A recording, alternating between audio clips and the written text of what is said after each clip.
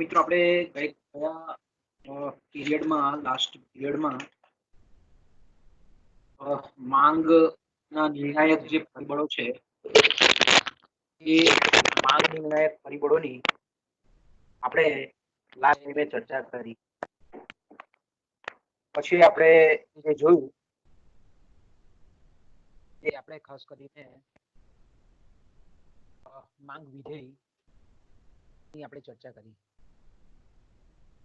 અને એમાં આપણે જાણીએ છીએ તે પ્રમાણે કે માંગને અસર કરતા જે કંઈ પણ પરિબળો છે એ માંગને અસર કરતા જે કંઈ પણ પરિબળો છે એને જ્યારે આપણે ગાણિતિક સંજ્ઞાના સ્વરૂપમાં ગોઠવીએ, સમીકરણના સ્વરૂપમાં આપણે જ્યારે એને ગોઠવતા હોઈએ ત્યારે આપણને જે વિધેયાત્મક સંબંધ જોવા મળે છે એને આપણે સાચા અર્થમાં માંગ વિધેય કહીએ છીએ.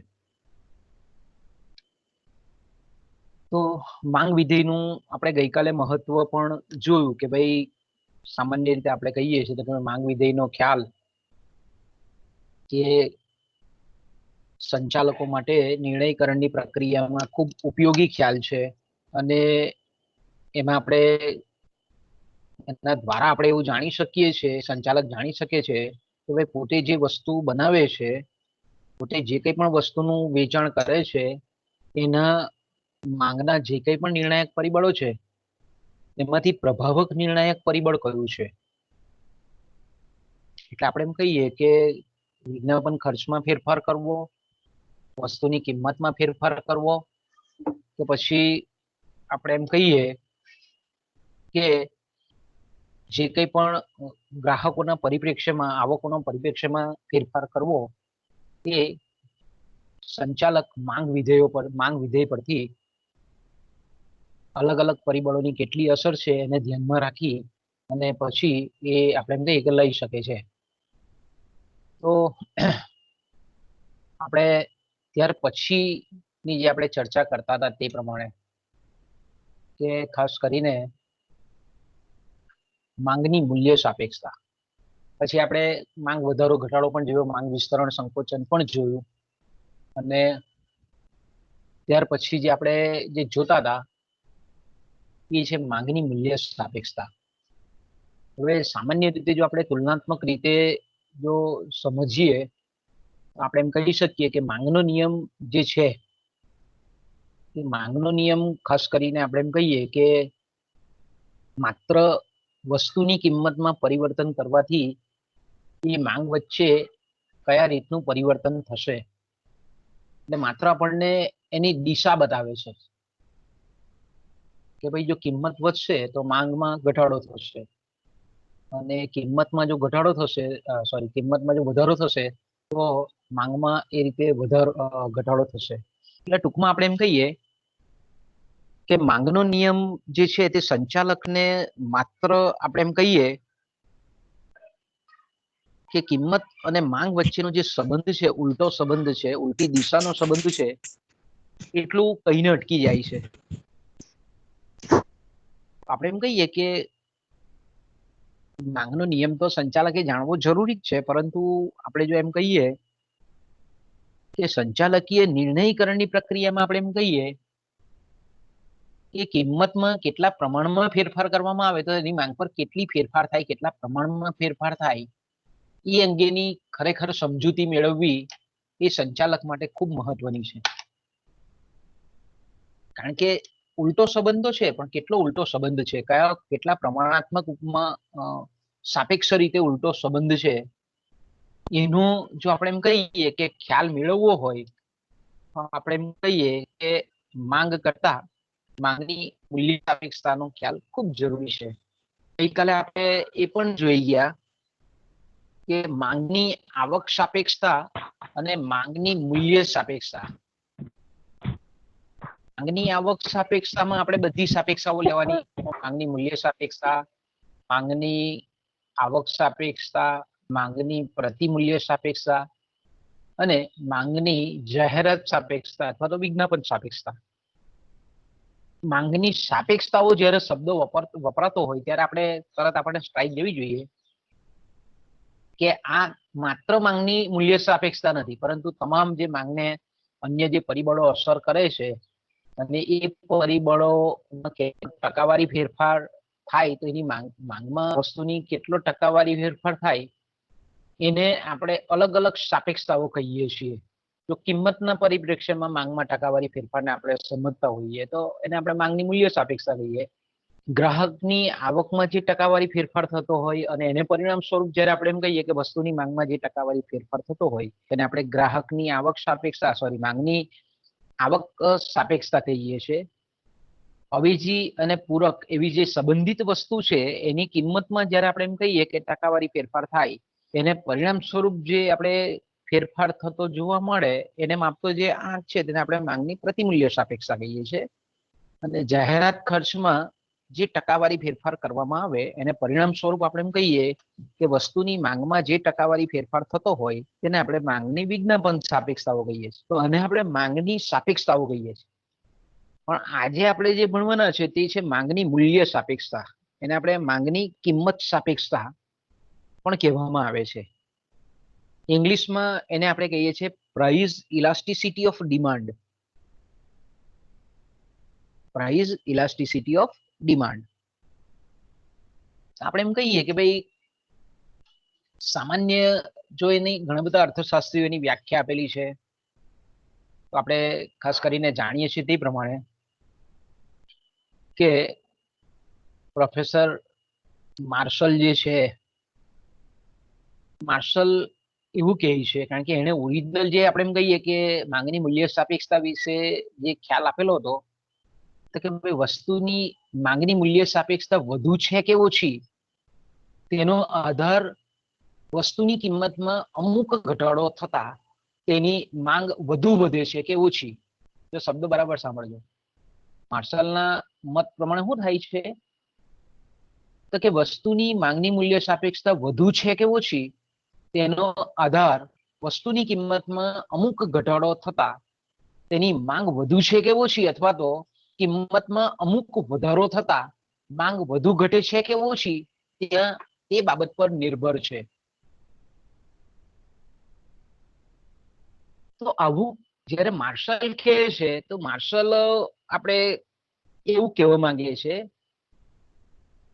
કે કિંમતમાં થતો સાપેક્ષ ટકાવારી ફેરફાર અથવા તો સાપેક્ષ ફેરફાર અને એને પરિણામ સ્વરૂપ માંગમાં થતો જે સાપેક્ષ ફેરફાર છે આ બે વચ્ચેનો જે ગુણોત્તર સંબંધ છે તેને આપણે માંગની મૂલ્ય સાપેક્ષતા કહીએ છીએ.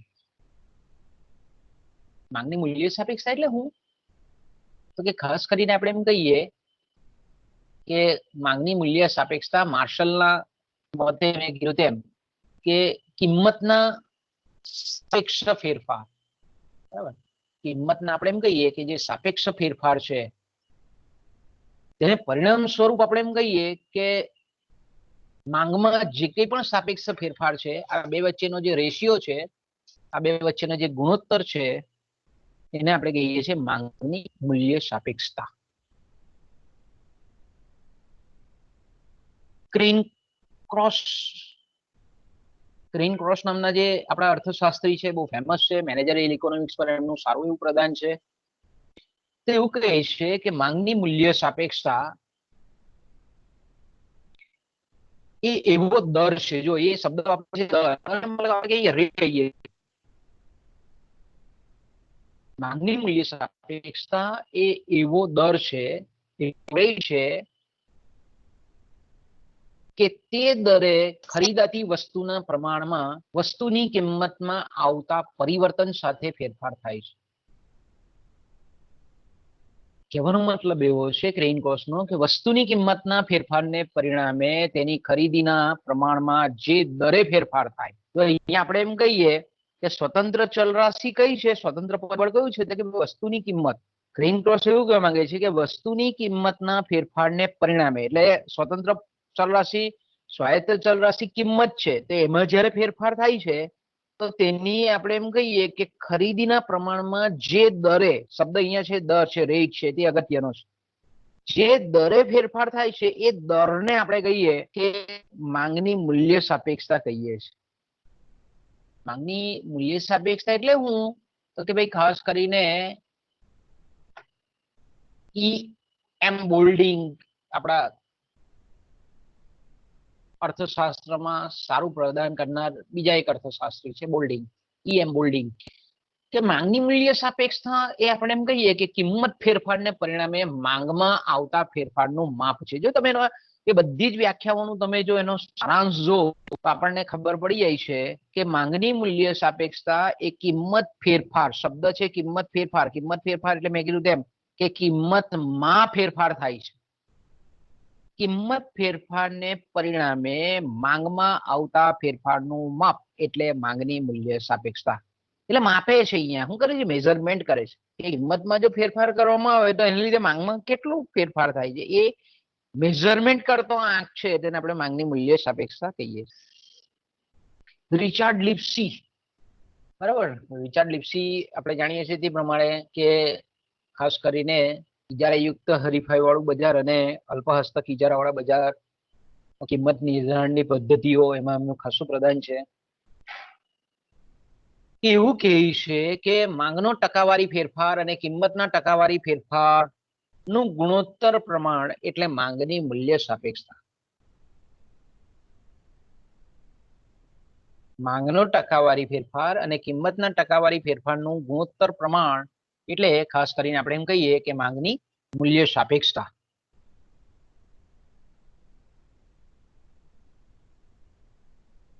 ત્યાર પછી આપણે જોઈએ તો મિસિસ જ્હોન રોબિન્સન કે જેને આપણે નવપ્રશિષ્ટ અર્થશાસ્ત્રી કહીએ છીએ, બરાબર.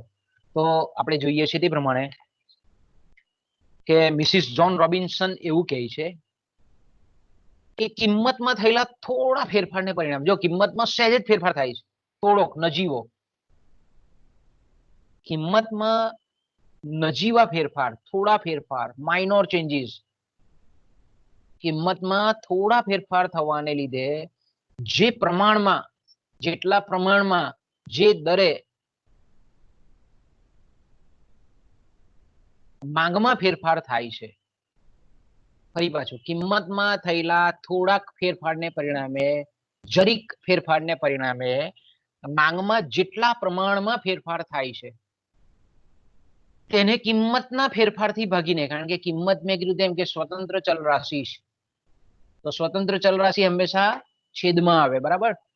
તો કે કિંમતમાં થયેલા ફેરફારથી ભાગીને જે આંક મેળવવામાં આવે છે તેને આપણે માંગની મૂલ્ય સાપેક્ષતા કહીએ છીએ. આપણે એમ કહીએ કે આ બધી જ વ્યાખ્યાઓનો નિચોડ આપણે એમ કહી શકીએ કે વસ્તુની કિંમતમાં ફેરફાર થવાથી જે પ્રમાણમાં, જે દરે ફેરફાર માંગમાં થાય છે એને આપણે માંગની કિંમત સાપેક્ષતા, માંગની મૂલ્ય સાપેક્ષતા કે પ્રાઇસ ઇલાસ્ટિસિટી ઓફ ડિમાન્ડ આપણે એને કહીએ છીએ. એકદમ શોર્ટમાં યાદ રાખવું હોય તો માંગની મૂલ્ય સાપેક્ષતા એટલે વસ્તુની કિંમતના સાપેક્ષ ફેરફાર અને તેની માંગના સાપેક્ષ ફેરફારનું પ્રમાણાત્મક સંબંધ, ગુણોત્તર પ્રમાણ એટલે માંગની મૂલ્ય સાપેક્ષતા. ઓકે, હવે આપણે બધા જ વાકેફ છે માંગની મૂલ્ય સાપેક્ષતાથી મોટે ભાગે, કે કારણ કે આ તમારે તો આઈ થિંક 11-12 માંથી વસ્તુ આવતી છે એરિયા. તો અહીંયા તમે જોઈ શકો છો કે માંગની મૂલ્ય સાપેક્ષતાને જો આપણે સાચા અર્થમાં બરાબર રીતે સમજવી હોય તો આપણે એમ કહીએ કે માંગની મૂલ્ય સાપેક્ષતાના જો પ્રકારને આપણે બરાબર સમજીએ તો લગભગ વાંધો આવતો નથી, આપણને ચોખ્ખો ક્લિયર કટ ખ્યાલ માંગની મૂલ્ય સાપેક્ષતાનો આપણને મળી જાય છે. ઓકે, પહેલો જે પ્રકાર છે તે જેને આપણે સંપૂર્ણ મૂલ્ય સાપેક્ષ માંગ કહીએ છીએ, જેને આપણે પ્રાઇસ ઇલાસ્ટિસિટી ઓફ ડિમાન્ડ કહીએ છીએ, સોરી પરફેક્ટલી ઇલાસ્ટિક ડિમાન્ડ કહીએ છીએ, પરફેક્ટલી, સંપૂર્ણ, પૂર્ણ. તો સામાન્ય રીતે આપણે એમ કહીએ કે વસ્તુની કિંમતમાં ફેરફાર ન થાય, વસ્તુની કિંમતમાં વસ્તુની કિંમત સ્થિરની સ્થિર રહે છે. જો તમે અહીંયા બતાવો આપણે આ તો કે કિંમત જે છે તે કેવી છે, ધારો કે અહીંયા આપણે કંઈક મૂકી શકીએ કે આ કિંમત જે છે તે કેવી રીતે સ્થિરની સ્થિર રહે છે, એમાં કોઈ પરિવર્તન આવતું નથી. પણ માંગમાં આપણે એમ કહીએ કે બહુ જબરજસ્ત પરિવર્તન આવે છે. માંગમાં કેવું પરિવર્તન આવે છે? બહુ જબરજસ્ત પરિવર્તન આવે છે. તો આપણે એમ કહીએ કે કિંમતમાં ફેરફાર નથી થતો, કિંમત સ્થિરની સ્થિર છે આટલી. પણ જ્યારે માંગમાં અવિરત ફેરફાર આવતો હોય, ગમે તેટલો આપણે અહીંયા ધારો કે કોઈ પણ મૂકી શકીએ કે કોઈક વસ્તુની કિંમત 100 રૂપિયા છે, તો 100 રૂપિયાની કિંમતમાં કોઈ ફેરફાર નથી થતો, પરંતુ આપણે એમ કહી શકીએ કે માંગમાં અવિરત ફેરફાર, ગમે તેટલો ફેરફાર થઈ શકે. 100 રૂપિયાની કિંમત આપણે એમ કહીએ કે માંગ 100 એકમ પણ હોય, 1000 એકમ પણ હોય, 5000 એકમ પણ હોય, 5 લાખ એકમ પણ હોય, 10 લાખ એકમ પણ હોય. વસ્તુની કિંમત 100 રૂપિયા છે, પરંતુ માંગમાં જ્યારે ફેરફાર આપણે એમ કહીએ કે ઘણો બધો હોય, ઘણો બધો થતો હોય, તો આવી જે વસ્તુની માંગ છે તેને આપણે સંપૂર્ણ મૂલ્ય સાપેક્ષ માંગ કહીએ છીએ.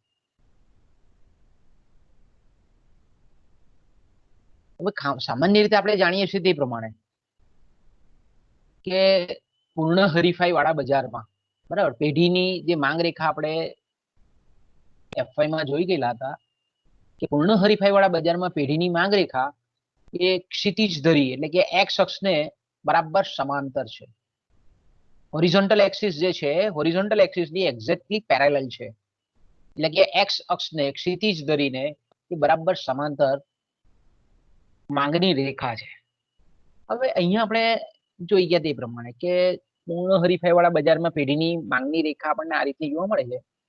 જો અહીંયા આપણે એમ કહીએ કે કોઈક પેઢી છે તેની કિંમતમાં સહેજ જો ફેરફાર કરે ને, સહેજ ફેરફાર એટલે કઈ રીતનો, જો વધારો કરવા જાય કિંમતમાં, આ ટાઈપની માંગ રેખા હોય તેની વાત કરીએ છીએ આપણે. આ ટાઈપની જ્યારે માંગ રેખા હોય ત્યારે આપણે એમ કહીએ કે કિંમતમાં પૂર્ણ હરીફાઈ વાળા બજારમાં ખાસ કરીને આપણે સમજીએ તો જ્યારે સંપૂર્ણ મૂલ્ય સાપેક્ષ માંગ દર્શાવતી પેઢીની માંગ રેખા હોય, તો તેવા સંજોગોમાં સહેજ પણ જો કિંમત પેઢી વધારવા જાય તો એના જેવા ઘણા બધા લાખો કરોડોની સંખ્યામાં ઉત્પાદકો ત્યારમાં આવેલા હોય, એટલે એની માંગ કેવી થઈ જાય? શૂન્ય. માંગ તદ્દન ઘટીને શૂન્ય થઈ જાય. ઓકે, આનાથી ઉલટું વિચારીએ કે ધારો કે આપણે એમ કહીએ કે આ ટાઈપની માંગ રેખા દર્શાવતી જે પેઢી છે એ જો કિંમત સહેજ ઘટાડે તો એની માંગ કેવી થઈ જાય? જબરજસ્ત વધી જાય. ખાલી આપણે એમ કહીએ કે 10 રૂપિયાની વસ્તુ વેચાતી હોય ને એ ખાલી 9.5 રૂપિયા પણ એ વસ્તુ ના કરે તો એના જે ગ્રાહકો છે તે હજારોની સંખ્યામાં વધી જાય. એટલે આપણે એમ કહીએ કે કિંમતમાં સહેજ ફેરફાર કરે પણ માંગમાં આપણે એમ કહીએ કે અમર્યાદિત, અનલિમિટેડ આપણે એમ કહીએ કે ફેરફાર થાય. એટલે આપણે એમ કહીએ કે આ પ્રકારની જે માંગ છે તે કેવી કહેવાય? ખાસ કરીને આપણે ચંચળ કહેવાય, અસ્થિર કહેવાય. અને એની માંગની મૂલ્ય સાપેક્ષતાનો જે આંક છે જેને આપણે સિમ્બોલિક ચિહ્નમાં જો દર્શાવવું હોય તો આપણે ઇન્ફાઇનાઇટ નું ચિહ્ન આવે છે, ઇન્ફાઇનાઇટ, અનંત, જેને આપણે એમ કહીએ ને અમર્યાદિત, અસીમિત, અમાપ, જેનું કોઈ માપ નથી, અનંત આપણે એમ કહીએ ને. તો આપણે એમ કહીએ કે સંપૂર્ણ મૂલ્ય સાપેક્ષ માંગ ધરાવતી જે આપણે કહીએ કે જે રેખા છે તે ખાસ કરીને એક્સ અક્ષને બરાબર સમાંતર હોય છે. વસ્તુની કિંમતમાં જો ફેરફાર કરવામાં નહીં આવે, વધારો કે ઘટાડો નહીં કરવામાં આવે, સ્થિરની સ્થિર રહેવા દેવામાં આવે, છતાં પણ આપણે કહીએ કે માંગમાં વધઘટ બહુ જબરજસ્ત થાય, ડાયનેમિક થાય છે. પણ વાસ્તવિક જગતમાં આપણે એમ કહીએ કે આવી જે પરિસ્થિતિ છે તે આપણને ભાગ્યે જ જોવા મળે છે, જવલ્લે જ જોવા મળે છે. બને ત્યાં સુધી આ ટાઈપની માંગ રેખા હોતી નથી વાસ્તવિક જગતમાં આપણે કહીએ તો. ઓકે, હવે બીજો પ્રકાર એનો આપણે જોઈએ. માંગની મૂલ્ય સાપેક્ષતાનો પહેલો પ્રકાર જોયા પછી બીજો પ્રકાર જેને આપણે સાપેક્ષ રીતે ખાસ કરીને આપણે કહીએ તો મૂલ્ય સાપેક્ષ રીતે મૂલ્ય સાપેક્ષ માંગ અથવા તો એને આપણે કહીએ કે એકમથી વધુ મૂલ્ય સાપેક્ષ માંગ, કે જેની ઇલાસ્ટિસિટી આપણે માંગની મૂલ્ય સાપેક્ષતાને જો આપણે ઇંગ્લિશમાં દર્શાવીએ તો સ્મોલ ઈ, બીજી કેપિટલ આપણે બીજી ABCD નો આપણે ઈ વડે દર્શાવીએ છીએ. તો જ્યારે આપણે એમ કહીએ કે ઈની વેલ્યુ, ઈનું મૂલ્ય 1 કરતા વધારે હોય, એકમથી વધુ એટલે 1, એકમ મીન્સ યુનિટ 1, 1 કરતા વધારે હોય, તો અહીંયા આપણે કહીએ છીએ કે આ ટાઈપની જ્યારે માંગ રેખા હોય તો તમે એની આકૃતિ પરથી જોઈ શકો છો કે અહીંયા જે આપણને માંગ રેખા જોવા મળે છે તે કેવી છે, તો કે ભાઈ ડાબી બાજુથી જમણી બાજુ તરફ, તમે જુઓ એનો સ્લોપ આપણે કહીએ કે ડાબી બાજુથી એ જમણી બાજુ તરફ જાય છે. ઓકે, તો આપણે એમ કહીએ કે ડાબી બાજુથી જમણી બાજુ તરફ જાય છે અને તે બી કેવી છે, ઉપરથી નીચે તરફ ઢળે છે. પણ અહીંયા તમે જોઈ શકો છો કે ઢળે છે, પણ એનો ઢળ કેવો છે, બહુ તીવ્ર ઢળ નથી. અહીંયા કેવો છે, એનો ઢળ કેવો છે, તો કે જેન્ટલ સ્લોપ છે, એકદમ આપણે એમ કહીએ કે ઓછો તીવ્ર ઢળ છે. તો આપણે એમ કહી શકીએ કે આ ટાઈપની જે ઢળવાળી રેખા છે તે આપણને શું ઇન્ડિકેશન આપે છે, આપણને શું કહે છે એકચ્યુઅલી. તો અહીંયા એવું કહેવા માંગે છે કે કિંમતમાં સહેજ ફેરફાર કરવામાં આવે, કિંમતમાં સહેજ ફેરફાર કરવામાં આવે, પણ માંગમાં થતો ફેરફાર જો જબરજસ્ત હોય, બરાબર. ધારો કે આપણે એમ કહીએ કે ખાસ કરીને કિંમત ધારો કે આટલી છે. ઓકે, તો આપણે એમ કહીએ કે એની માંગ છે એ આપણે એમ કહીએ કે આપણને આટલી છે. અહીંયા કોઈ પણ આંકડો મૂકી શકીએ કે કિંમત ધારો કે 100 રૂપિયા છે, એની માંગ છે તે આપણે એમ કહીએ કે 1000 જેટલી છે. હવે કિંમત ધારો કે પાછી ઘટે છે અને કિંમત ઘટીને ધારો કે આપણે એમ કહીએ કે ઘટીને 9 રૂપિયા 90 આપણે 90 રૂપિયા થાય છે. અહીંયા તમે જોઈ શકો છો કે એની માંગ જે છે એ વધીને ખસી આપણે એમ કહીએ કે વધે છે. તો અહીંયા તમે જોઈશો આ કિંમતમાં થતો ફેરફાર છે થોડોક છે, પણ માંગમાં થતો ફેરફાર કેટલો છે, તો કે ભાઈ ઘણો બધો વધારે છે. એટલે કે કિંમતમાં સહેજ ફેરફાર થાય છે, પણ માંગમાં જ્યારે જાજો ફેરફાર થતો. જો આંકડાકીય રીતે આપવું હોય તો આપણે એમ કહી શકીએ કે જ્યારે વસ્તુની કિંમતમાં સંચાલક 5% ફેરફાર કરે, 5%, ધારો કે આપણે માંગનો નિયમ તો અહીંયા કામ કરે છે કે કિંમત અને માંગ વચ્ચે ઉલટો સંબંધ છે. તો અહીંયા આપણે એમ કહીએ કે ધારો કે સંચાલક છે તે કે કિંમતમાં 5% ફેરફાર કરે છે. ફેરફાર કરે, ધારો કે આપણે આ ઉદાહરણ દોર્યું તેમાં જોઈએ કે કિંમત અહીંયા જે હતી, ધારો કે આપણે 100 રૂપિયા હતી અને અહીંયા આપણે કહીએ કે 90 રૂપિયા કરી, એટલે આપણે એમ કહીએ કે કિંમતમાં ધારો કે આપણે ખાલી સિમ્પલ ઉદાહરણ લઈએ તો 100 માંથી 90 કરી એટલે 10%નો ફેરફાર થયો. 100 રૂપિયા પરથી 90 રૂપિયા કરી એટલે ઘટાડી એને કિંમત. પહેલા 100 રૂપિયા એ વસ્તુ વેચતો હતો, હવે 90 રૂપિયા વેચે છે. તો આપણે એમ કહીએ કે 100 રૂપિયા વેચતો હતો ત્યારે એ 1000 એકમનું વેચાણ કરતો હતો, હવે એને 90 રૂપિયા કર્યા તો આપણે એમ કહીએ કે 3000 એકમનું હવે વેચાણ કરે છે. એટલે કિંમતમાં ધારો કે 10% પ્રમાણે ઘટાડો થાય છે, પણ માંગમાં જ્યારે 30% પ્રમાણે ઘટાડો થતો હોય, તો આવી જે માંગની મૂલ્ય સાપેક્ષતાની જે રેખા છે, મૂલ્ય સાપેક્ષ જે માંગ રેખા છે તે આપણે કહીએ છીએ એકમથી વધુ મૂલ્ય સાપેક્ષ માંગ, અથવા તો સાપેક્ષ રીતે મૂલ્ય સાપેક્ષ માંગ કહીએ છીએ. ઓકે, તો આપણે એમ કહીએ કે જો આપણે ગ્રાહકોના કુલ ખર્ચની દ્રષ્ટિએ જો આપણે જોઈએ તો એનો મતલબ એવો થાય કે જ્યારે બજારમાં વસ્તુની કિંમત ઘટે ત્યારે વસ્તુની માંગનો તો વિસ્તાર થાય જ છે, વેચાણ તો વધે જ છે, પણ સાથે સાથે ગ્રાહકોનું કુલ ખર્ચ પણ વધે છે. અને આપણે એમ કહીએ કે જો બજારમાં એનાથી ઉલટી પરિસ્થિતિ આપણે વિચારીએ કે જો કિંમત વધે છે તો ગ્રાહકોનું ખર્ચ પણ ઘટે છે. એટલે આપણે એમ કહી શકીએ કે સાપેક્ષ રીતે મૂલ્ય સાપેક્ષ માંગ એટલે એવી માંગ કે વસ્તુની કિંમતમાં ટકાવારી ફેરફાર થાય તો માંગનો ટકાવારી ફેરફાર કેવો છે, એના કરતા સવિશેષ છે, વધારે છે. 2% પ્રમાણે કિંમત ઘટે તો 5% પ્રમાણે માંગ વધે. ઉલટી દિશામાં તો ટકાવારી ફેરફાર થાય છે. એટલે જ્યારે પણ તમે એક્ઝામમાં આકૃતિ દોરો ત્યારે આ રીતનો આપણે સ્લોપ થોડોક ઓછો તીવ્ર ઢાળ બતાવવાનો, જ્યારે સાપેક્ષ રીતે મૂલ્ય સાપેક્ષ માંગની આપણે ચર્ચા કરતા હોઈએ ત્યારે. ઓકે, ત્રીજો પ્રકાર આપણે જાણીએ છીએ તે પ્રમાણે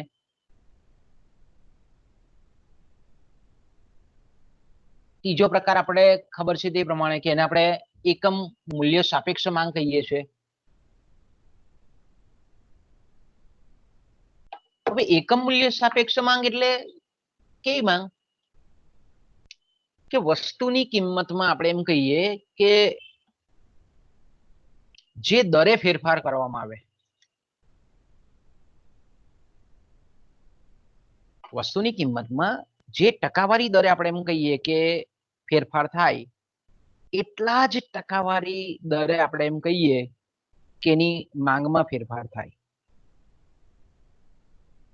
એટલે બીજા અર્થમાં જો આપણે એમ કેવું હોય તો માંગનો ટકાવારી ફેરફાર અને કિંમતનો જે ટકાવારી ફેરફાર છે તે બંને જ્યારે સેમ હોય, ટકાવારી ફેરફાર જ્યારે સરખો હોય, એક સમાન હોય, તો આપણે એમ કહી શકીએ કે ત્યારે માંગની મૂલ્ય સાપેક્ષતાને જો આપણે સૂત્રાત્મક રીતે ગોઠવીએ અને પછી આપણે જો એનું સાદુરૂપ આપીએ તો માંગની મૂલ્ય સાપેક્ષતાનો આંક આપણને 1 મળે. એનો જવાબ આપણને કેટલો મળે? એકમ જેટલો મળે, 1 જેટલો મળે. તો અહીંયા કેવું છે કે કિંમત આપણે જો માર્શલની ભાષામાં, કારણ કે આ માર્શલ આપેલો મૂળભૂત ખ્યાલ છે, તો માર્શલની ભાષામાં જો આપણે વાત કરીએ તો અહીંયા એવું માર્શલ કહેવામાં આવે છે કે અહીંયા વસ્તુની કિંમત ઘટે કે વધે, પણ ગ્રાહકોનું વસ્તુઓ પરનું જે કુલ ખર્ચ છે એ જ્યારે એવું ને એવું રહે, યથાવત રહે, સ્થિરનું સ્થિર રહે, બદલાતું નથી. તો આવી માંગને આપણે એકમ મૂલ્ય સાપેક્ષ માંગ કહીએ છીએ. તમે એને બે રીતે ગોઠવી શકો. આ આપણે એમ કહીએ કે આ રીતે સ્ટેટ લાઈન, કે જે આપણે જો ગણિતની ભાષામાં વાત કરીએ આપણે, તો આ જે રેખા છે એનો જે ઢાળ શોધીએ આપણે કે ભાઈ વાય અક્ષ પરથી અંતર અને એક્સ અક્ષ પરથી અંતર, એટલે ડીવાય બાય ડીએક્સ વિકલનની ભાષામાં કહીએ તો એ વિકલનનું મૂલ્ય આપણને મળે છે 1 મળે છે, એનો ઢાળ જ્યારે આપણે શોધીએ ત્યારે. તો અહીંયા આપણે જોઈએ કે આ રેખા એવી છે ખાસ કરીને કે આપણે જાણીએ છીએ તે પ્રમાણે કે આ રીતે જે કંઈ પણ કિંમતમાં થતો ટકાવારી ફેરફાર અને માંગમાં ટકાવારી ફેરફાર કેવો છે? એક સમાન છે. અહીંયા તમે જોઈ શકો છો કે આપણને આ જે લંબચોરસ જેટલા મળે છે ને, એ લંબચોરસ કેવા છે? એક જ સરખા મળે. આ લંબચોરસની જે આપણે કહીએ કે એ છે, બી છે, એનો જે એરિયા છે એ એરિયા આપણને કેવો મળે? એક જ સમાન મળે, એનું ક્ષેત્રફળ એક જ સરખું હોય.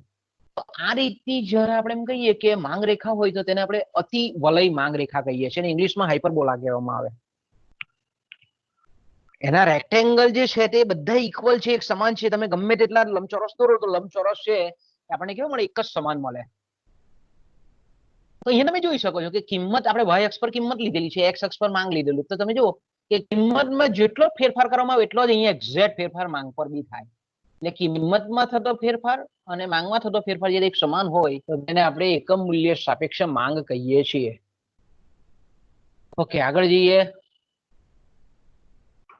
તમે કોઈ પણ ચોરસ હજુ પણ આમાં એડ કરી શકો. ભાઈ આપણે આ દોરીએ ધારો તો એ લંબચોરસનો એરિયા ગમે તેટલો આપણે એમ કહીએ કે એક જ સમાન આપવા મળે.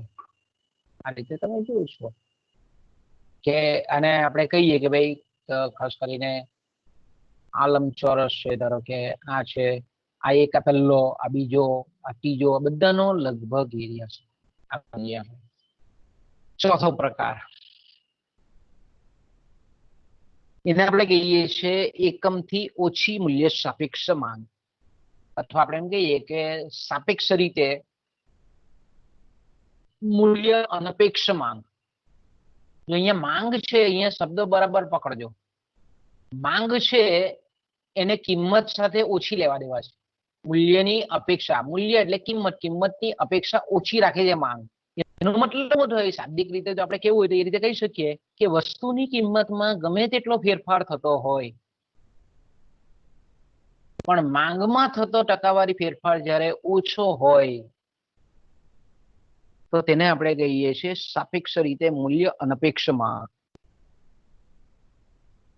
સાપેક્ષ રીતે મૂલ્ય અનપેક્ષ માંગ એટલે હું તો કે જ્યારે માંગની મૂલ્ય અપેક્ષાનો આંક 1 કરતા ઓછો હોય. અહીંયા જે આપણને જોવા મળે છે કે કિંમત ઘટે તો ગ્રાહકોનું કુલ ખર્ચ ઘટે અને કિંમત વધે તો ગ્રાહકોનું કુલ ખર્ચ વધે પણ છે. તો અહીંયા તમે વિચારી શકો છો કે સરકાર દ્વારા, જાહેર ક્ષેત્રના એકમો દ્વારા આપણને જે કંઈ પણ સેવાઓ મળે છે એ સેવાઓની માંગ એ કંઈક અંશે આ રીતની હોઈ શકે. સાપેક્ષ રીતે મૂલ્ય અનપેક્ષ માંગ. તો વિચાર કરો કે દાખલા તરીકે એસટી નિગમ છે કે જીબી છે કે રેલવે તંત્ર છે આપણું ભારતનું. હવે દાખલા તરીકે કિંમત છે બસની ટિકિટ, અહીંયાથી ધારો કે આપણે રાજપીપળાથી અંકલેશ્વર જવું હોય ને એની ટિકિટ ધારો કે 45 રૂપિયા છે અને એસટી ને એવું લાગે કે ભાઈ મારે ડબલ કરી નાખવા છે, 45 દુના 90 કરી નાખવા છે. તો 90 કરી નાખે તો બી એના પેસેન્જરમાં બહુ ઝાઝો ફેર પડે નહીં. જીબી છે તો જીબીમાં પણ આપણે જોઈ શકીએ છીએ કે યુનિટનો 4 રૂપિયાનો ભાવ હોય ને સીધો 4 નો 8 કરી નાખીએ તો બી આપણે જેટલી વીજળી વાપરવાના છે એટલી વાપરીએ છીએ. માંગમાં બહુ આપણે બહુ કરકસર કરીએ તો થોડો ઘણો આપણે એનો ઘટાડો કરીએ, પણ બહુ આપણે બંધ તો કરી દેતા નથી. બહુ ઝાઝો ફેર નહીં પડતો. એટલે આપણે એમ કહી શકીએ કે એની જે માંગ રેખા છે આપણને તે કેવી મળે છે? સાપેક્ષ રીતે મૂલ્ય અનપેક્ષ માંગ મળે છે. એટલે આપણે એમ કહીએ કે વસ્તુની કિંમતમાં 10% પ્રમાણેનો ફેરફાર થાય, પણ વસ્તુની માંગમાં જ્યારે આપણે એમ કહીએ કે નહીવત જેવો ફેરફાર, ઓછો ફેરફાર, ઘણો બધો ઓછો થાય, તો તેવી માંગને આપણે કહીએ છીએ સાપેક્ષ રીતે મૂલ્ય અનપેક્ષ માંગ. હવે બેઝિકલી તમે અહીંયા જોઈ શકો છો કે આપણે સાપેક્ષ રીતે મૂલ્ય સાપેક્ષ માંગ, બરાબર, આપણે ધારો કે આપણે બીજો પ્રકાર જોઈ ગયા, આ જે આપણે જોઈ તે રેખા બીજો પ્રકાર સાપેક્ષ રીતે મૂલ્ય સાપેક્ષ માંગ, અને ચોથો પ્રકાર આપણે જોઈએ છે સાપેક્ષ રીતે મૂલ્ય અનપેક્ષ માંગ. તમે જોવું કે બંને રેખાને ખબર તમને તરત જ પડી જાય કે આનો ઢાળ કેવો છે? એકદમ ઓછો તીવ્ર ઢાળ છે.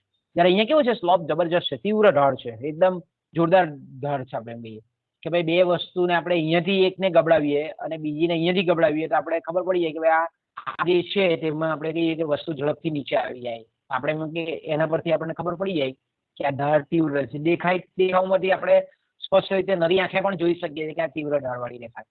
એટલે અહીંયા તમે જોઈ શકો છો કે આનો મતલબ શું થાય? આપણે કે આ રીતની જ્યારે આપણે એમ કહીએ કે ખાસ કરીને તીવ્ર ઢાળવાળી રેખા હોય તો અહીંયા આપણે જોઈ શકીએ છીએ કે ધારો કે કિંમત ધારો કે આટલી છે, બરાબર, ધારો કે કિંમત આટલી છે, આપણે કહીએ કિંમત અહીંયા મૂકો, ધારો કે 20 રૂપિયા કિંમત છે, ધારો કે આપણે એમ કહીએ, ત્યારે આપણે એમ કહીએ કે એની જે માંગ છે ધારો કે આટલી માંગ છે.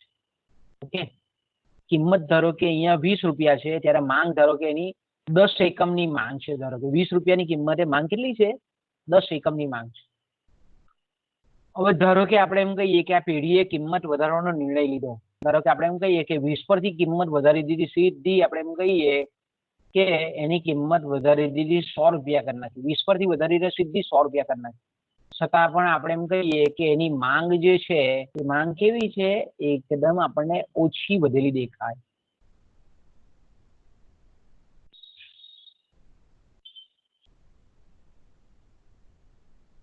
માંગ આપણને એકદમ કેવી દેખાય? એકદમ ઓછી દેખાય.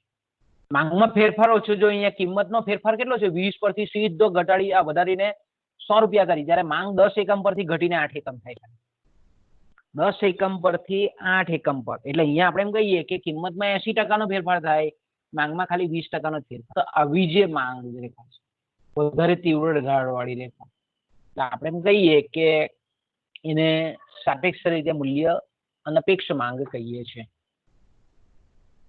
ચોથો પ્રકાર છે, ખાસ કરીને ઇજારદાર જે પેઢીઓ છે, જે ક્ષેત્રમાં આપણે એમ કહીએ ને કે ઇજારો છે, દરેક ક્ષેત્રમાં આપણને ઇજારો દેખાતો હોય તો ત્યાં આપણે જાણીએ છીએ કે વેચનાર ગમે તેટલી કિંમતમાં ફેરફાર કરે પણ એની માંગમાં બહુ ઝાઝો ફેરફાર થતો નથી. ઘણા બધા તમે ઉદાહરણો આપી શકો.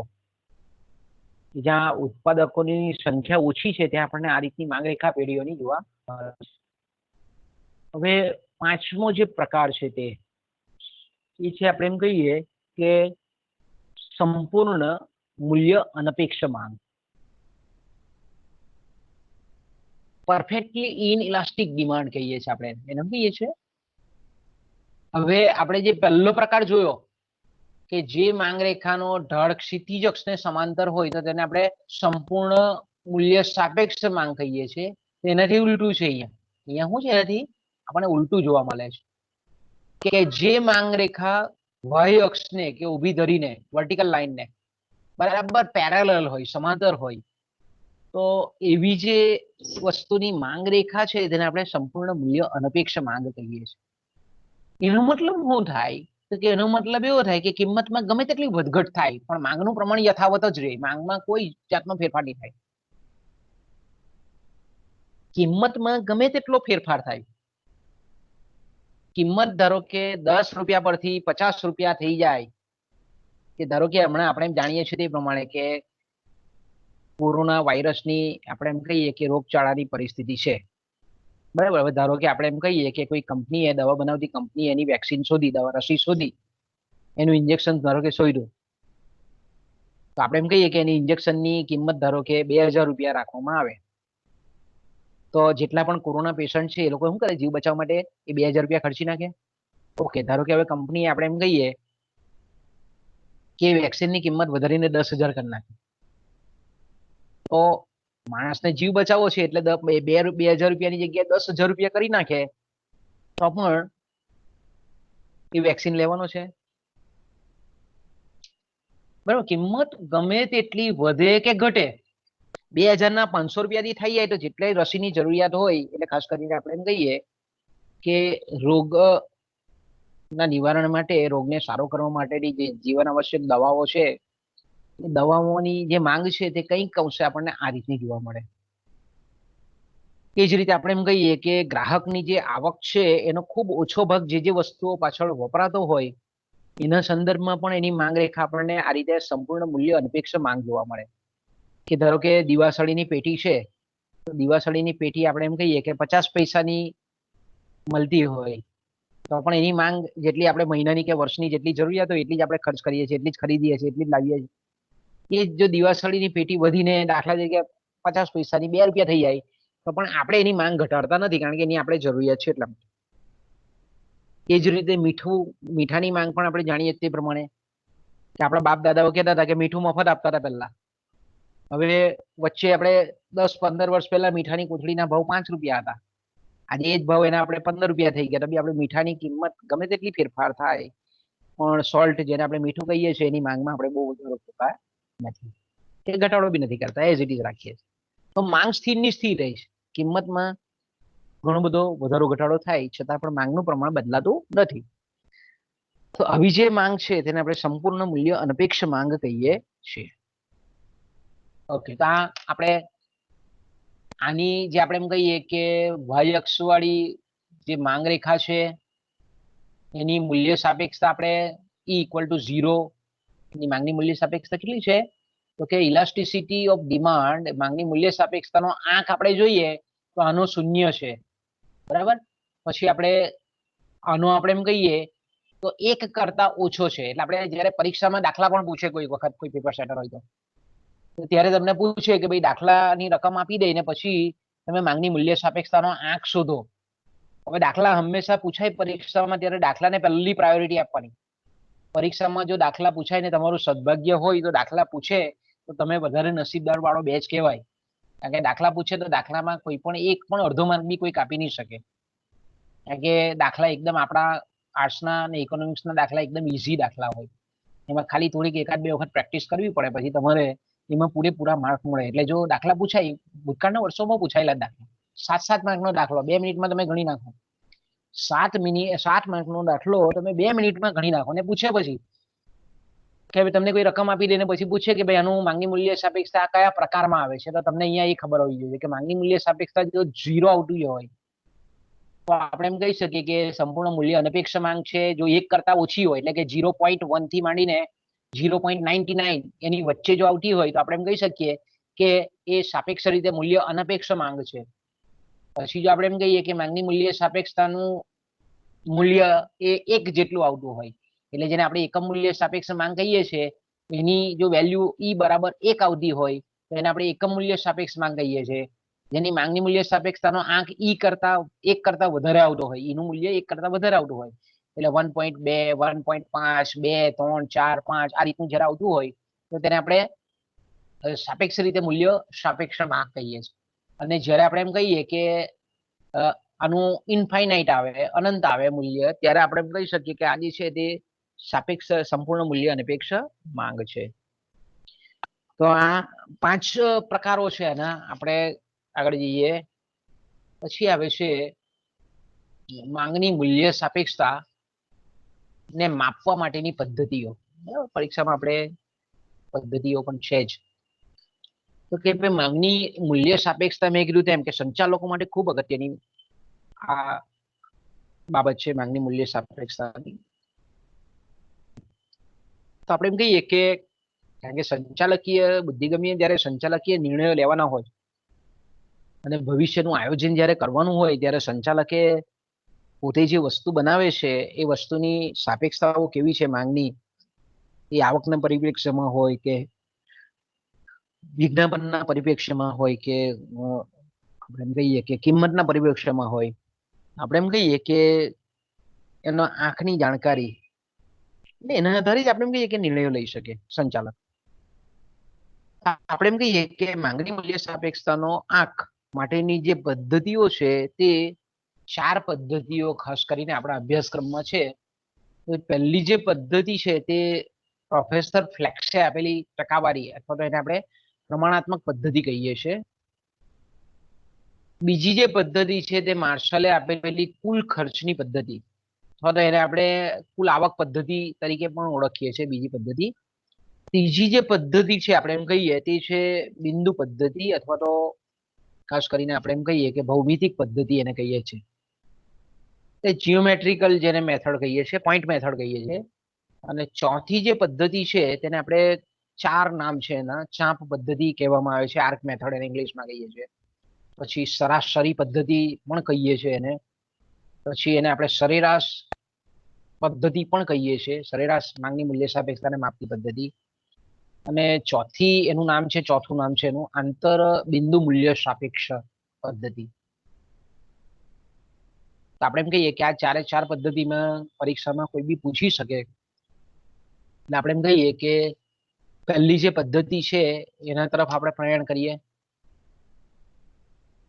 તો આપણે એના પછીની પદ્ધતિ ભણવાના છે માર્શલની કુલ ખર્ચની પદ્ધતિ જેને આપણે કહીએ તે. હવે એ પદ્ધતિની મર્યાદા જે છે તેને દૂર કરવા માટે આ પદ્ધતિ ઉપયોગી છે. કઈ કે ફ્લેક્સે આપેલી ટકાવારી અથવા તો પ્રમાણાત્મક પદ્ધતિ. કારણ કે માર્શલની પદ્ધતિ દ્વારા આપણે એમ કહીએ કે માંગની મૂલ્ય સાપેક્ષતાના આપણે 3 પ્રકાર મેળવી શકીએ છીએ, એનો ચોક્કસ આંક મેળવી શકતા નથી. ત્યારે આ પદ્ધતિ દ્વારા આપણે શું કરીએ છીએ, અહીંયા ચોક્કસ આંક મેળવી શકીએ છીએ. અને આપણે એમ કહીએ કે એકદમ સરળ પદ્ધતિ છે આ. આપણે તમારે પરીક્ષામાં કદાચ વળી આપણે એમ કહીએ કે દાખલા નહીં પૂછે ને આપણે એમ કહીએ કે માંગની મૂલ્ય સાપેક્ષતાને માપવા માટેની ટકાવારી કે પ્રમાણાત્મક પદ્ધતિ લખો તો તમારે એમાં પણ ઉદાહરણ તો આપવું પડે.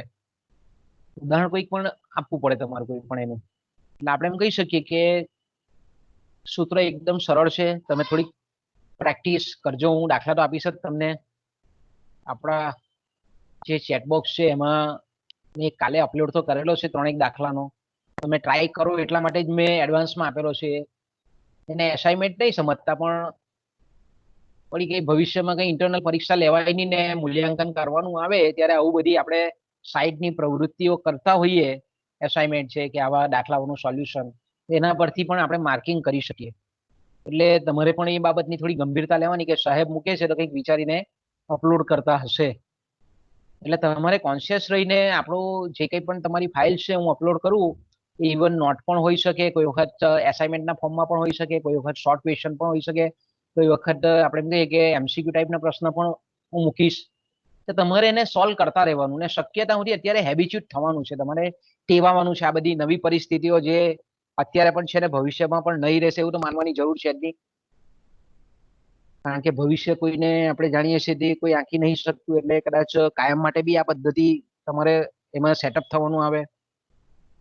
એટલે આપણે અત્યારથી ધીરે ધીરે નવું છે ત્યાં સુધીમાં તમે ટેવાઈ જશો.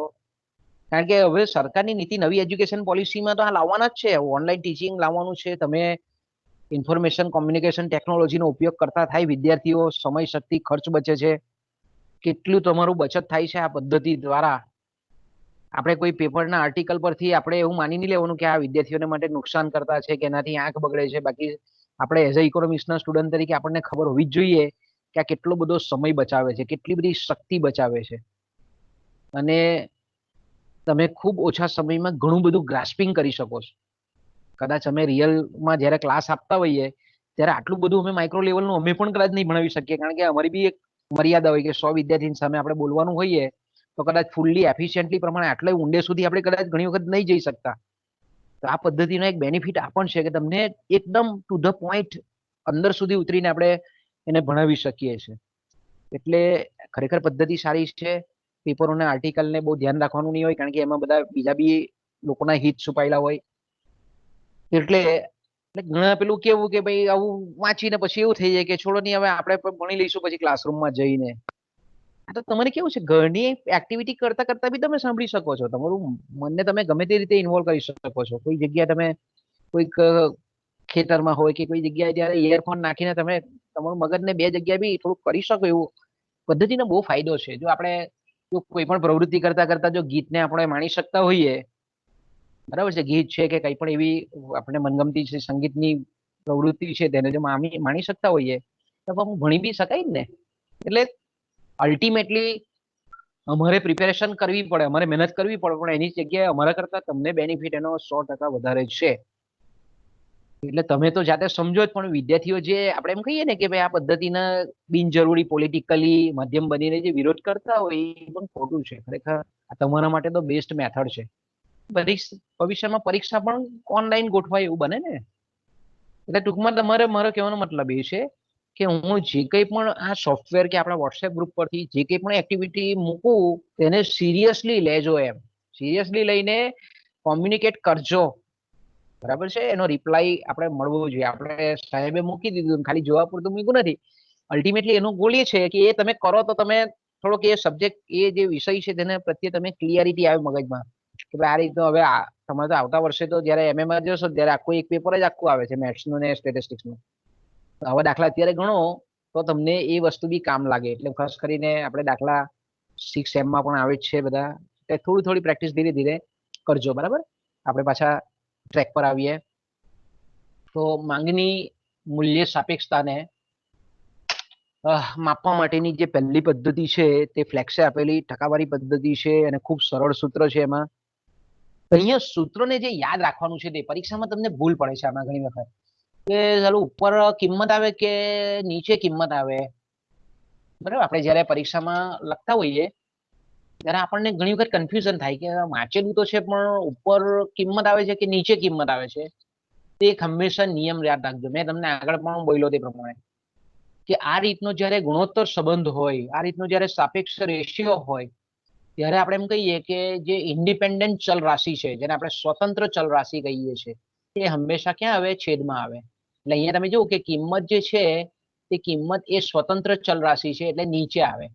અને પછી આપણે એમ કહીએ કે માંગ છે તે કેવું છે? પરતંત્ર છે, કિંમત પર આધારિત અવલંબિત પરિબળ છે એટલે માંગ હંમેશા અંશમાં આવે, ઉપર આવે. એટલે આપણે દાખલા તરીકે આ તો આપણે માંગની મૂલ્ય સાપેક્ષતા જોયો. બીજું આપણે માંગની આવક સાપેક્ષતા જોઈશું. એમાં પણ તમારે શું યાદ રાખવાનું કે આવક એ સ્વતંત્ર પરિબળ છે એટલે આવકને આપણે નીચે બતાવીએ. એટલે માંગને આપણે હંમેશા ઉપર બતાવવાની હોય. માંગની આવક સાપેક્ષતાનો જયારે ખ્યાલ સમજતા હોય ત્યારે આવક છે તે અંશમાં આવે. આવકનો ટકાવારી ફેરફાર ઉપર છે અંશમાં માંગનો ટકાવારી ફેરફાર. એ જ રીતે જાહેરાત ખર્ચ વિજ્ઞાપન સાપેક્ષતાની આપણે વાત કરતા હોઈએ તો વિજ્ઞાપન ખર્ચમાં થતો ટકાવારી ફેરફાર એને પરિણામ સ્વરૂપ માંગમાં થતો ટકાવારી ફેરફાર. એટલે માંગનો ટકાવારી ફેરફાર એ અંશમાં આવશે કારણ કે માંગ એ પરતંત્ર પરિબળ છે, બીજા પર આધારિત છે એટલે એ હંમેશા અંશમાં આવશે.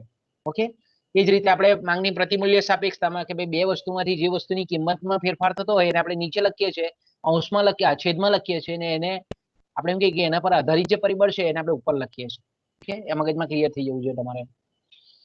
તો આપણે એમ કહીએ કે માંગની મૂલ્ય સાપેક્ષતાનું ટકાવારી પદ્ધતિ પ્રમાણે માપવાનું સૂત્ર ફ્લેક્સે જે આપેલું છે તે છે માંગનો ટકાવારી ફેરફાર છેદમાં કિંમતનો ટકાવારી ફેરફાર. હવે ઘણી વખત તમે જયારે કોઈ કોમ્પિટિટિવ એક્ઝામ આપતા હોય, દાખલા તરીકે તમે એમએ કર્યા પછી તમારે નેટની એક્ઝામ આપી છે કે ધારો કે સ્ટેટ એલિજિબિલિટી ટેસ્ટ લેક્ચરર બનવા માટેની આપી છે, ત્યારે તમને શું કરે? ગુજવવા માટે આવો સીધો સીધો દાખલો નહીં પૂછે કોઈ, પણ તમને કેવું પડે? પ્રેક્ટિકલ કોઈ ઉદાહરણ આપે કે ધારો કે આપણે એમ કહીએ કે પેટ્રોલની કિંમત 50 રૂપિયા પરથી વધીને 100 રૂપિયા થઈ અને આપણે એમ કહીએ કે એની માંગ છે તે કે 1000 લીટર પરથી વધીને સીધી 2000 લીટર થઈ. તો અહીંયા તમને સૂત્ર આપી દે કે આ સૂત્રની મદદથી તમે શોધો. સૂત્ર બી સાઈડ પર આપી દે કે ભાઈ આ સૂત્રની મદદથી તમે માંગની મૂલ્ય સાપેક્ષતા શોધો. તો અહીંયા તમને એટલીસ્ટ ટકાવારી જે છે તે કાઢતા આવડવી જોઈએ કે ભાઈ કિંમત 50 રૂપિયા પરથી 100 રૂપિયા પર થઈ ગઈ એટલે કેટલો ટકાવારી ફેરફાર થાય છે તે કિંમતમાં, અને એને પરિણામ સ્વરૂપ માંગમાં કેટલો ટકાવારી ફેરફાર થયો. તો એ ટકામાં જે ફેરફાર છે તેને સીધું તમે ઇક્વેશનમાં મૂકી દો, સમીકરણમાં, એટલે તમારી માંગની મૂલ્ય સાપેક્ષતાનો આંક એ તરત જ મેળવી શકો. ઓકે, હવે ઘણી વખત આપણે એમ કહીએ કે લાંબો દાખલો આપ્યો હોય, બહુ લાંબો દાખલો, અને એમાં આપણે એમ કહીએ કે તમને ટકાવારી કાઢવાની બહુ તકલીફ પડતી હોય, તો તેવા સંજોગોમાં આપણે એમ કહીએ કે આ જે બીજું સૂત્ર છે આ બીજા સૂત્રનો આપણે ઉપયોગ કરવાનો એમાં કે ભાઈ માંગમાં થતો ફેરફાર છેદમાં મૂળ માંગ, પછી આપણે એમ કહીએ કે કિંમતમાં થતો ફેરફાર છેદમાં મૂળ કિંમત. આપણે એમ કહીએ કે આ જે સૂત્રનો ઉપયોગ કરો તો તમે ઇઝીલી દાખલો ગણી શકો. ચાલો હવે ધારો કે હું તમને એક નોટ પેન લીધેલી છે, બેઠેલા હોય તો એકાદ દાખલો આપો એમને મોડે મોડે, તમે મને ખાલી વેલ્યુ ગણીને આપો. આવશે કે પછી આપું? આપો સર, બોલો. હે આપું? ટ્રાય કરી જોઈએ. હા, ઓકે, ટ્રાય કરી જોઈએ. કરી જોઈએ. હા, ઓકે, હા. ધારો કે આપણે એમ કહીએ, સિમ્પલ દાખલો, ધારો કે કોઈક એક્સ વસ્તુ છે, બરાબર, એની કિંમત ધારો કે 100 રૂપિયા છે, અને આ 100 રૂપિયાની કિંમતે તેની માંગ ધારો કે આપણે એમ કહીએ કે 1 લાખ એકમની છે. હવે ધારો કે એની કિંમત ઘટીને 50 રૂપિયા થાય છે, બરાબર, તો એની માંગ વધીને આપણે એમ કહીએ કે આપણે 1,50,000 એકમની થાય, તો માંગની મૂલ્ય સાપેક્ષતા કેટલી આવે? આ રીતનો તમને એક દાખલો આપી દે, બરાબર, તો તમે તરત આ સૂત્રનો ઉપયોગ કરો, બીજા સૂત્રનો, પહેલા સૂત્રનો ઉપયોગ કરો, તો તમને જો ટકાવારી કરતા આવડતી હોય તો પહેલા સૂત્રનો પણ તમે ઉપયોગ કરી શકો છો.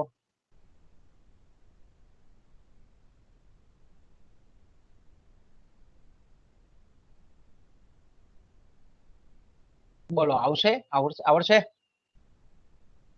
આગળ જઈએ આપણે.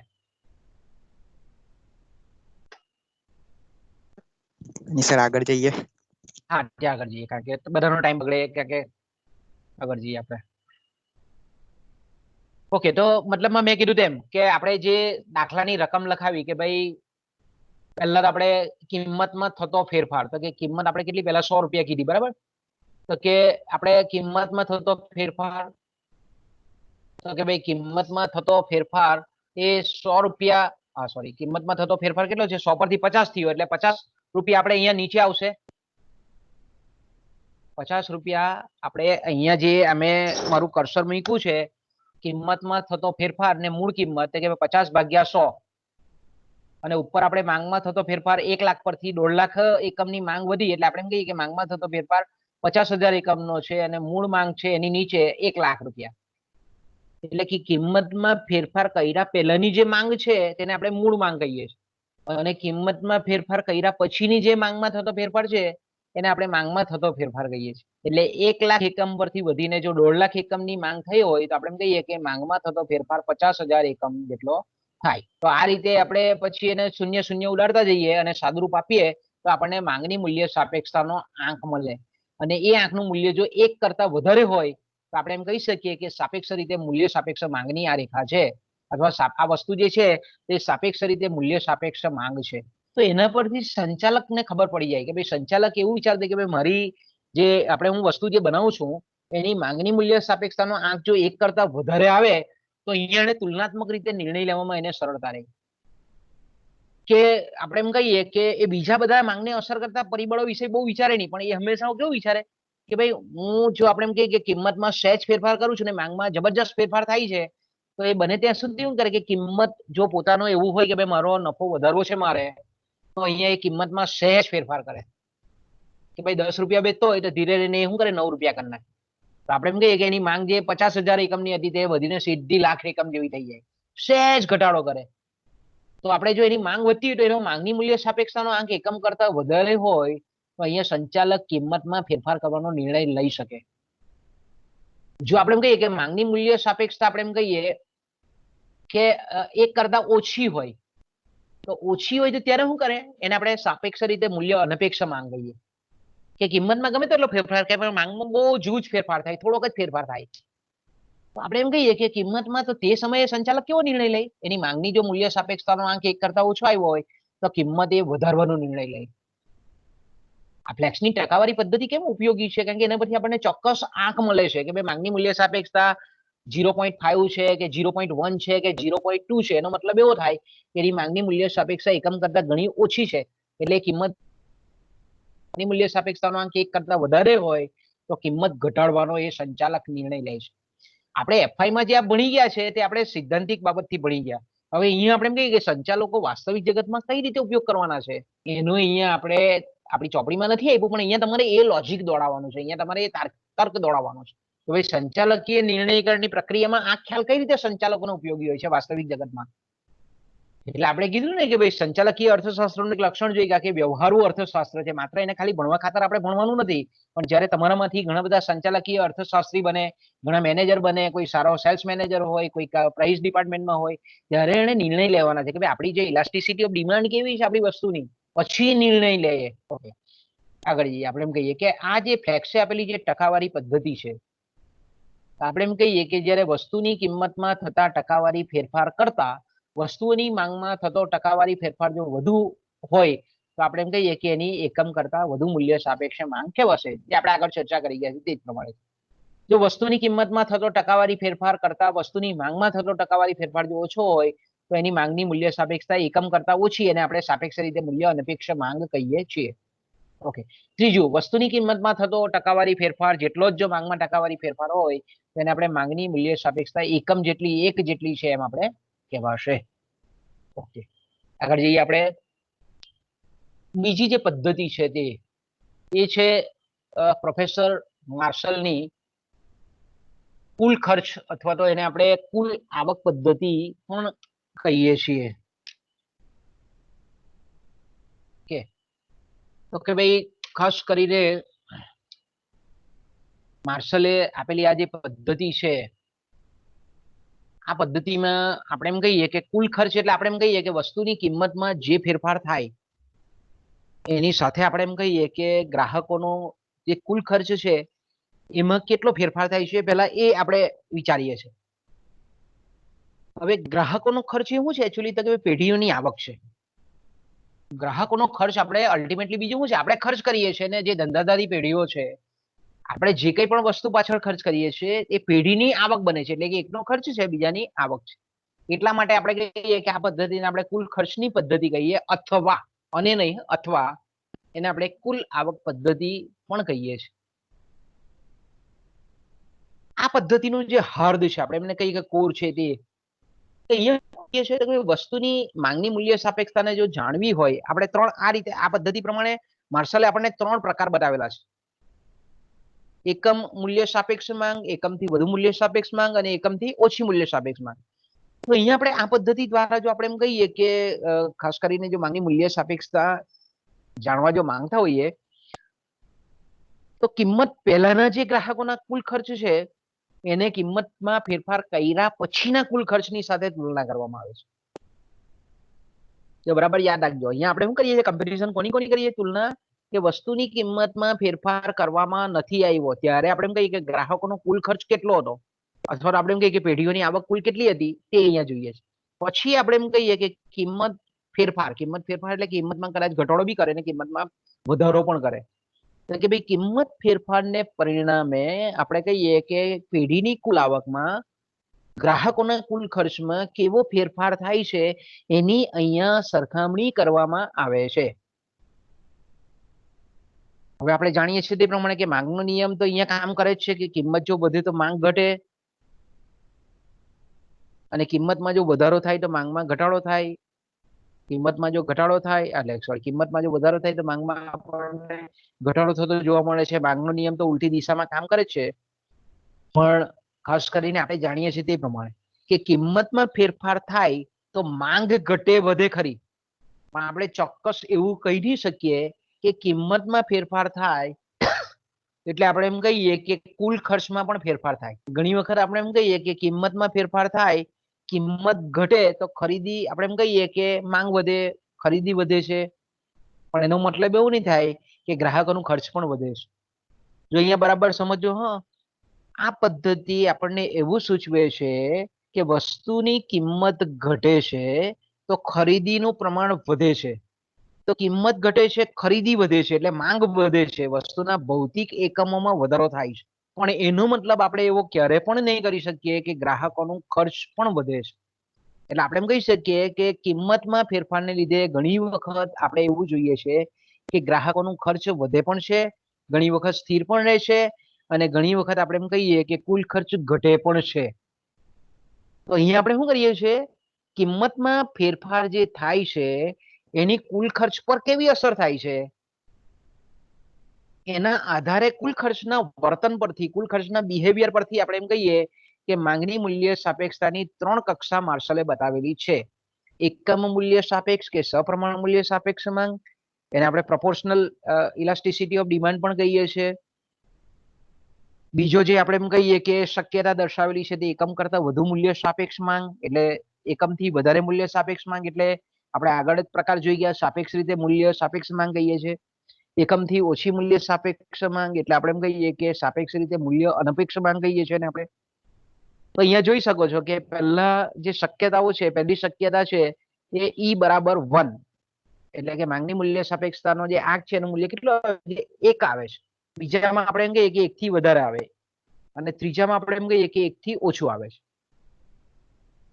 એટલે આપણે એમ કહી શકીએ કે પહેલો જ્યારે આપણે પહેલા પ્રકારની વાત કરીએ તો માર્શલ અહીંયા એવું કહેવા માંગે છે કે વસ્તુની કિંમત વધે કે ઘટે, જો વસ્તુની કિંમતમાં વધારો પણ થાય કે ઘટાડો પણ થાય, પણ ગ્રાહકોનું જે વસ્તુ પરનું કુલ ખર્ચ છે એ એઝ ઇટ ઇઝ રહેતું હોય, સ્થિર ને સ્થિર રહેતું હોય, યથાવતનું યથાવત રહેતું હોય. ફરી પાછું, કિંમત વધે કે ઘટે પણ ગ્રાહકોનું વસ્તુ પરનું કુલ ખર્ચ સ્થિરનું સ્થિર જ રહેતું હોય તો તેને આપણે કહીએ છીએ વસ્તુની મૂલ્ય જે સાપેક્ષતા છે એ એકમ મૂલ્ય સાપેક્ષ માંગ છે. વસ્તુની માંગ કેવી છે? આપણે એકમ મૂલ્ય સાપેક્ષ માંગ અથવા તો એને સપ્રમાણ મૂલ્ય સાપેક્ષ માંગ છે એમ કહેવામાં આવે છે. એટલે માંગની મૂલ્ય સાપેક્ષતાનું મૂલ્ય આપણે આંક મેળવી શકતા નથી. જો આગળની આપણે પદ્ધતિમાં જોઈ ગયા કે માર્શલની કુલ ખર્ચની પદ્ધતિ જે છે તેમાં આપણે ચોક્કસ આંક મેળવી શકતા નથી, પણ આપણે એમ કહીએ કે કુલ ખર્ચ યથાવત રહે છે એટલે આપણે એને એકમ મૂલ્ય સાપેક્ષ માંગ કહીએ. અહીંયા આપણે શું કહીએ છીએ કે વસ્તુની કિંમતમાં વધારો કે ઘટાડો થાય છે પણ કુલ ખર્ચનું પ્રમાણ યથાવત રહે છે, સ્થિરનું સ્થિર રહે છે. કે દાખલા તરીકે આપણે એક આ ટેબલમાં જોઈએ કે વસ્તુની કિંમત 5 રૂપિયા છે. ઓકે, ધારો કે વસ્તુની માંગ આપણે એમ કહીએ કે 100 એકમ જેટલી છે. વસ્તુની કિંમત જ્યારે 5 રૂપિયા છે ત્યારે વસ્તુનું વેચાણ અથવા તો પેઢીના સંદર્ભથી વિચારીએ તો પેઢીનું વેચાણ કેટલું છે? તો કે 100 એકમનું છે. અને ગ્રાહકની દ્રષ્ટિએ આપણે એમ કહીએ તો વસ્તુની માંગ 100 એકમ જેટલી ગ્રાહક કરે છે, નંગ, ત્યારે આપણે એકમ છે નંગ એનો.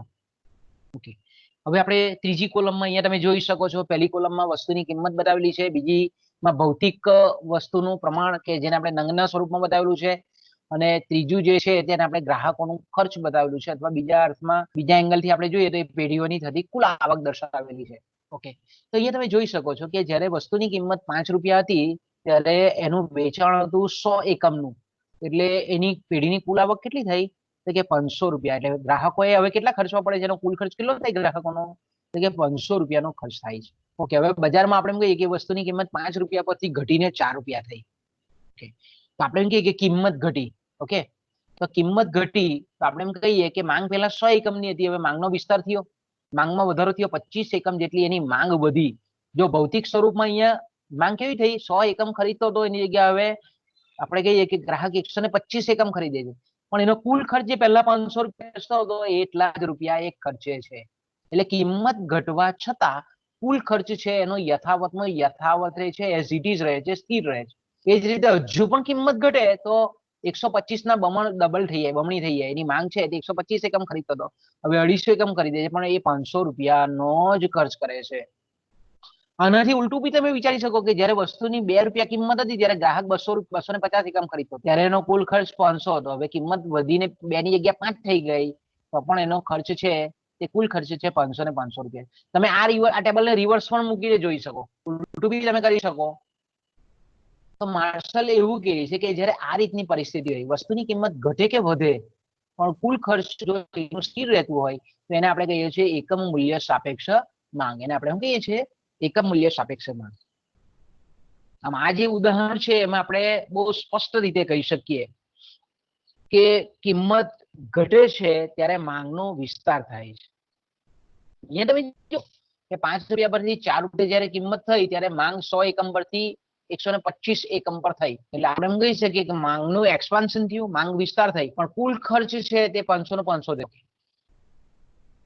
કુલ ખર્ચ બદલાતો નહીં. એટલે આપણે એમ કહીએ કે આને એકમ મૂલ્ય સાપેક્ષ માંગ કહીએ. પહેલો જે પ્રકાર બતાવેલો છે તે માર્શલે, પહેલી જે શક્યતા બતાવેલી છે તે. હવે બીજી જે શક્યતા છે એકમથી વધુ મૂલ્ય સાપેક્ષ માંગ. હવે અહીંયા શું કહે છે કે માર્શલ એવું કહે છે કે વસ્તુની કિંમત વધતા, શબ્દ બરાબર સમજો, કિંમત વધતા, વસ્તુની કિંમતમાં વધારો થતા કિંમત વધે છે, તો અહીંયા શું કહે છે? ગ્રાહકોનું કુલ ખર્ચ ઘટે છે.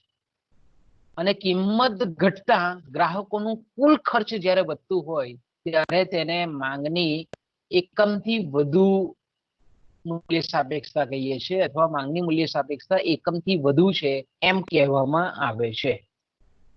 ફરી પાછો બોલું છું કે જ્યારે વસ્તુની કિંમત વધતા, કિંમત વધે છે, જો અહીંયા આગળના આમાં આપણે જોયું તે પ્રમાણે કે કુલ ખર્ચ યથાવત રહે છે. હવે અહીંયા બીજો પ્રકાર માર્શલ એવું બતાવે એકમથી વધુ મૂલ્ય સાપેક્ષ માંગ, એટલે બીજા અર્થમાં આપણે કહ્યું હોય તો સાપેક્ષ રીતે મૂલ્ય સાપેક્ષ માંગનો આ દિશા સૂચન કરે છે આપણે માર્શલ, કે વસ્તુની કિંમત વધે છે તો માંગનો નિયમ તો કામ કરે છે કે આપણે કહીએ કે વસ્તુની કિંમત વધતા ગ્રાહકોનું કુલ ખર્ચ ઘટે છે, અને કિંમત ઘટતા ગ્રાહકોનું જ્યારે કુલ ખર્ચમાં વધારો થતો હોય તો તેને આપણે એની માંગની મૂલ્ય સાપેક્ષતા એક કરતા વધારે છે એમ આપણે કહી શકીએ. તો અહીંયા તમે જોઈ શકો છો કે વસ્તુની કિંમત 5 રૂપિયા હતી, હવે એની વસ્તુની કિંમત ઘટીને 4 રૂપિયા થઈ. એક વસ્તુ છે એની કિંમત 5 રૂપિયા પરથી ઘટીને 4 રૂપિયા થઈ, તો વસ્તુની માંગ પહેલા ગ્રાહક છે તે 100 એકમ ખરીદી કરતો હતો, હવે 130 એકમ ખરીદી કરે છે.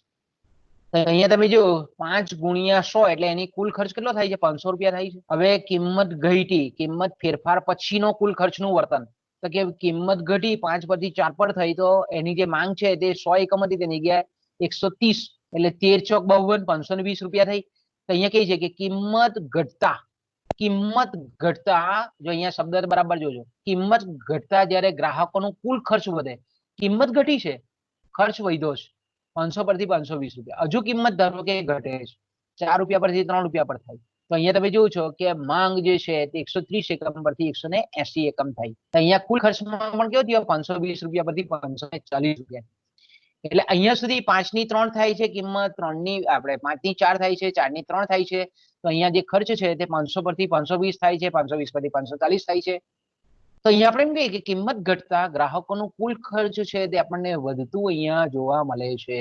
ઓકે, હવે એનાથી ઉલટું જોઈએ આપણે કે કિંમત વધતા, એટલે ધારો કે કિંમત 6 રૂપિયા છે, ધારો કે તો 6 રૂપિયા છે ત્યારે 80 એકમની માંગ થાય છે, એટલે 6 8 48 એટલે 480 રૂપિયા થાય. આ તમે જોવો છો જ્યારે વસ્તુની કિંમત 6 રૂપિયા છે ત્યારે એની જે માંગ છે તે 80 એકમની છે, તો 3 હતી ત્યારે 180 એકમની માંગ કરતો હતો, ત્યારે કુલ ખર્ચ 540 હતો. હવે આપણે કહીએ કે 3 ના 6 થઈ ગયા, વસ્તુની કિંમત કેટલી વધી ગઈ? સીધી 3 ની 6 થઈ ગઈ, ડબલ થઈ ગઈ.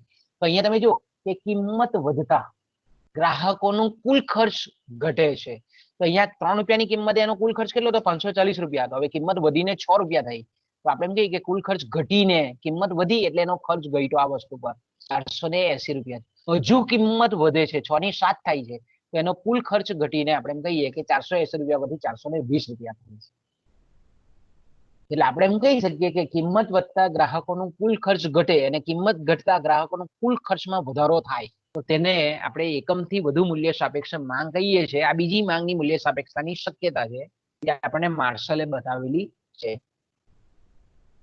એટલે અહીંયા આપણે એમ કહીએ છીએ કે કિંમત ઘટે છે ત્યારે અહીંયા માંગનું પ્રમાણ તો વધે જ છે. જો પાછું અહીંયા આપણે જોઈએ છે કે 5 પરથી 4 થઈ તો 100 પરથી 130 થઈ, 4 ની 3 થઈ તો કે 130 પરથી 180 થઈ, તો કે પહેલા 1 રૂપિયો કિંમત ઘટી ત્યારે 30 એકમની માંગ વધી, વિસ્તાર પામી, પછી પાછો 1 રૂપિયો ઘટ્યો તો હવે 50 એકમની માંગ વિસ્તાર પામી.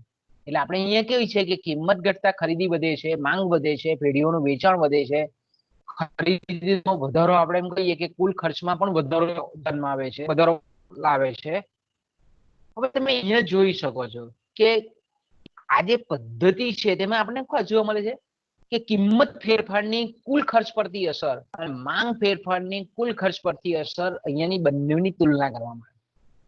અહીંયા બરાબર સમજો હા, આ પદ્ધતિમાં કે આ પદ્ધતિમાં આપણે કહીએ કે કિંમત ફેરફાર જે થાય છે એની કુલ ખર્ચ એ બે અહીંયા આપણે તુલના કરીએ છીએ. એની આ એક આ પહેલી કોલમ સાથે તુલના કરીએ છીએ, પહેલી કોલમની આપણે કહીએ કે ત્રીજી કોલમની સાથે તુલના કરીએ છીએ, અને આપણે એમ કહીએ કે બીજી ને ત્રીજી કોલમની પણ આપણે અહીંયા તુલના કરીએ કે માંગમાં ફેરફાર થાય છે તો કુલ ખર્ચમાં કેવો ફેરફાર થાય. એટલે આપણે એમ કહીએ કે કિંમતનો ફેરફાર અને ગ્રાહકનો કુલ ખર્ચ વચ્ચેનો ફેરફાર, અને બીજી બાજુ આપણે એમ કહીએ કે વેચાણનો કે માંગનો ફેરફાર અને કુલ ખર્ચ. આપણે અહીંયા કહીએ છીએ આ પદ્ધતિમાં કિંમત ફેરફારની કુલ ખર્ચ પરની અસરોને પણ તપાસીએ છીએ અને માંગમાં થતા પરિવર્તનની પણ આપણે એમ કહીએ કે કુલ ખર્ચમાં થતા ફેરફારની સાથે પણ આપણે એની પણ તપાસ કરીએ છીએ અને બંનેની તુલના કરીએ છીએ. પછી આપણે કુલ ખર્ચની વ્યાખ્યા ખબર છે કે P ઇન્ટુ Q.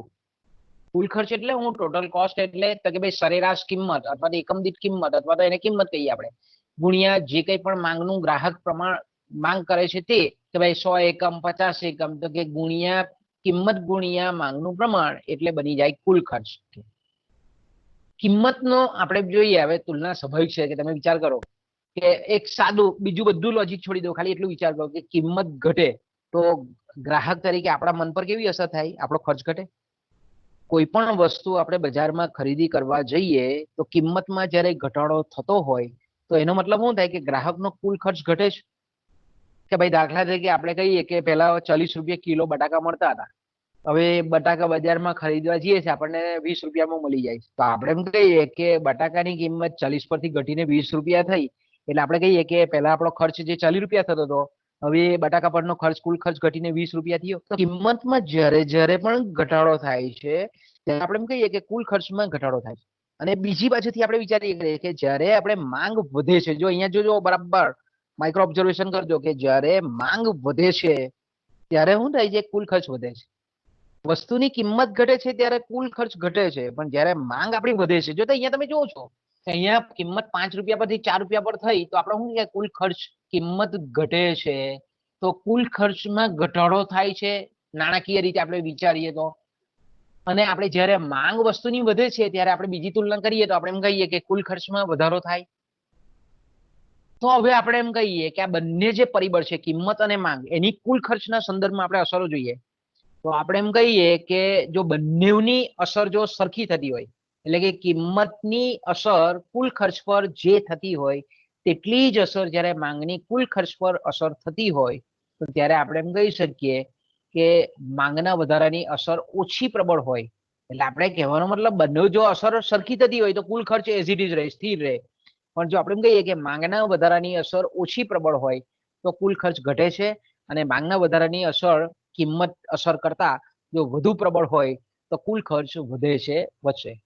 ઓકે, ટૂંકમાં અહીંયા તમારે એટલું યાદ રાખવાનું, આ સેન્ટેન્સ ખૂબ અગત્યનું છે યાદ રાખવાનું. તો ટેબલ ગોખવું નહીં પડે તમારે, ટેબલને તમે મોઢે પરીક્ષામાં લખી શકો કે કિંમત વધતા ગ્રાહકોનું કુલ ખર્ચ ઘટે છે અને કિંમત ઘટતા ગ્રાહકોનું કુલ ખર્ચ વધે છે. મેં કીધું તેમ તમારે પરીક્ષામાં ટેબલ યાદ રહી કે નહીં રહી, પણ આ જો સેન્ટેન્સ યાદ રહી તો તમે પોતાની જાતે તમે ટેબલ ફોર્મેટ કરી શકો. એટલે એ જરૂરી નથી કે આપણે ચોપડીના જ આંકડા આપણે ગોખવાની જરૂર છે.